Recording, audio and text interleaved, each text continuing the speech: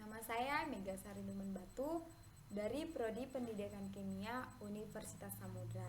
Di sini saya akan menjelaskan materi pembelajaran tentang larutan penyangga. Apa sih itu larutan penyangga? Nah, jadi larutan penyangga atau biasa disebut dengan buffer adalah jenis larutan yang dapat mempertahankan pH larutan ketika sedikit asam dan basa ditambahkan ke dalam larutan tersebut.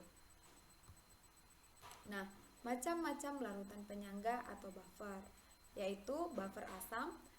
Prinsip larutan penyangga pada buffer asam yaitu larutan yang mengandung asam lemah dan basa konjugasinya.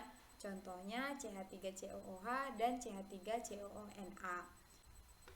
CH3COOH ini dihasilkan dari reaksi CH3COO- ditambah H+, yang mana CH3COOH berasal dari asam asetat dan CH3COO- berasal dari CH3COONA.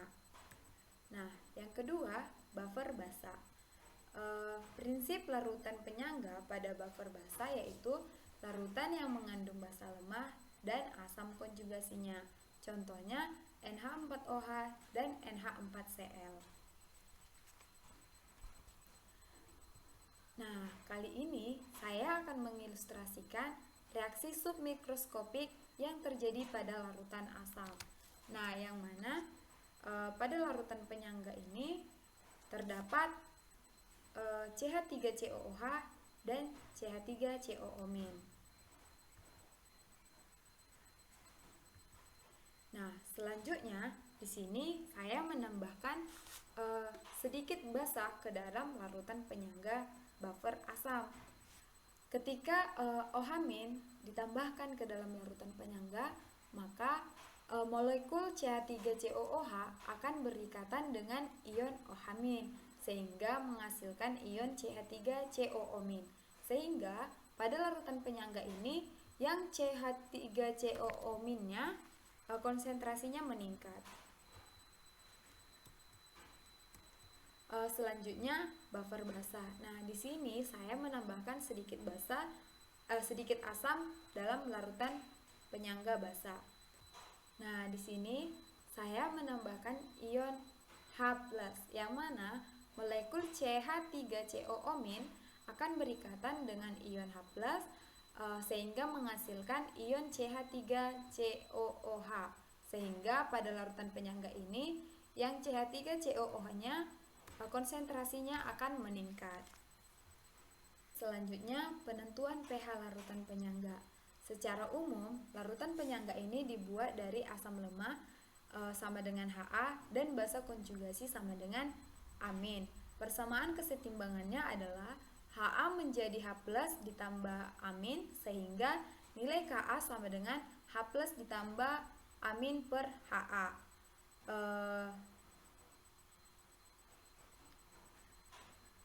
Jika kita menata ulang persamaan ini, kita akan mendapatkan H+ sama dengan Ka dikali Ha per amin.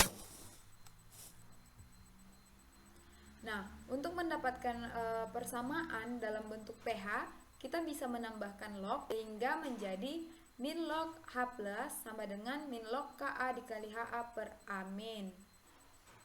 Yang berarti pH sama dengan min log Ka kurang log Ha per amin.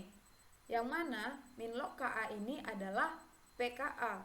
Jadi persamaan ini bisa kita sederhanakan menjadi pH sama dengan pKa dikurang log Ha per amin. Secara umum persamaan ini dapat dinyatakan sebagai berikut, yaitu pH sama dengan pKa dikurang log asam lemah per basa konjugasi. Untuk larutan penyangga yang berupa basa, dia akan menjadi POH sama dengan PKB dikurang log basa lemah per asam konjugasi.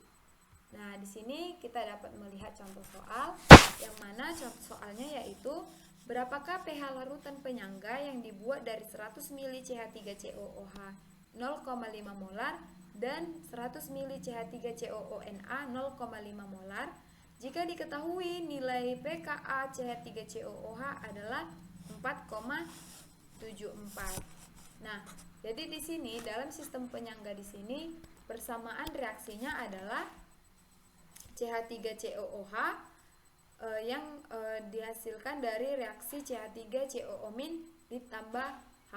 Jadi di sini total volumenya yaitu 100 ml ditambah 100 ml sama dengan 200 ml. Nah, jadi kita bisa menghitung konsentrasi dari CH3COOH dan CH3COO- yang mana konsentrasi dari CH3COOH yaitu sama dengan 0,5 dikali 100/200 sama dengan 0,25 molar. Dan konsentrasi CH3COO- sama dengan 0,5 dikali 100/200 sama dengan 0,25 molar.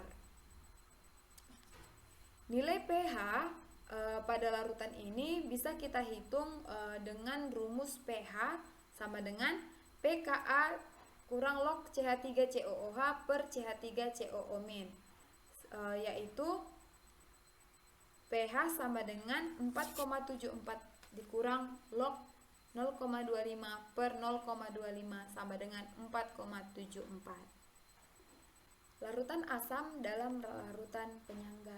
Nah, jadi kita kembali mengingat bahwa larutan penyangga memiliki fungsi untuk menjaga nilai pH ketika asam atau basa ditambahkan ke dalam larutan.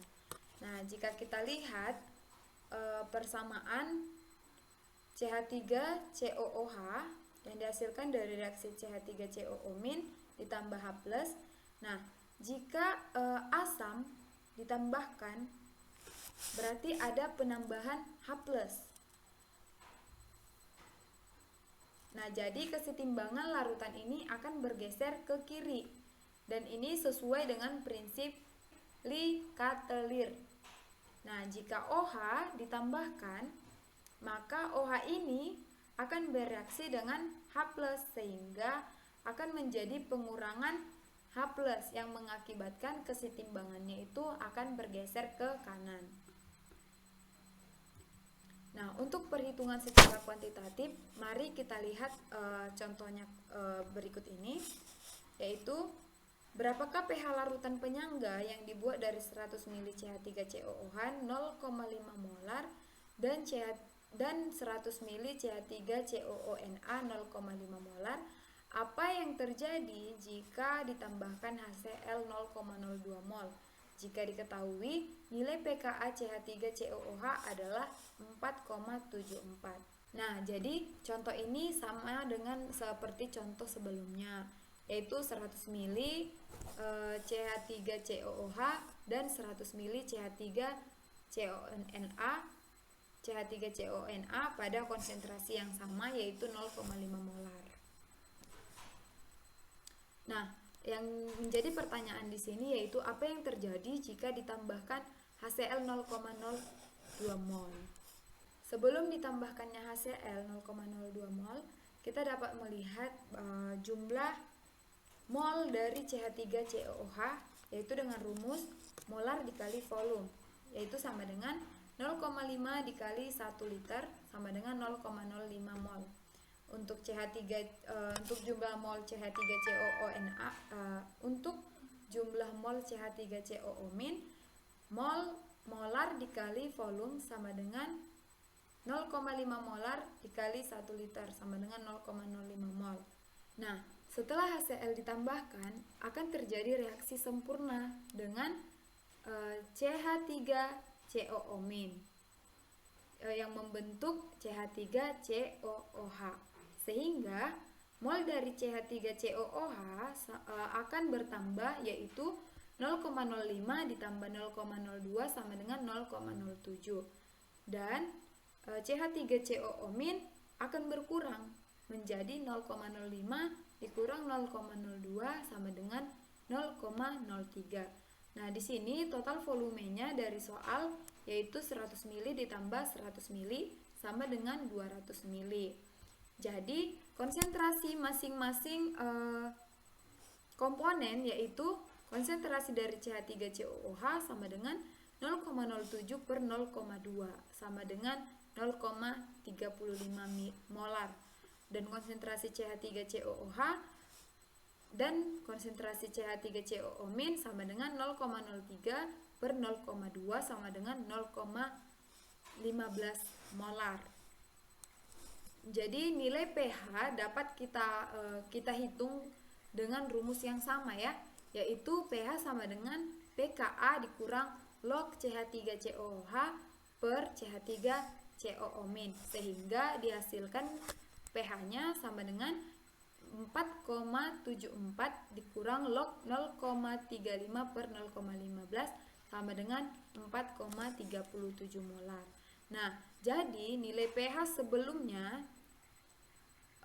ditambahkan asam adalah 4,74. Nah, jadi bisa kita lihat di sini bahwa penambahan asam tidak terlalu mengubah pH. Kita dapat melihat ya, hanya ada penurunan pH sedikit saja. Nah, begitu. Demikian hasil pembelajaran yang boleh saya sampaikan. Lebih dan kurang saya mohon maaf.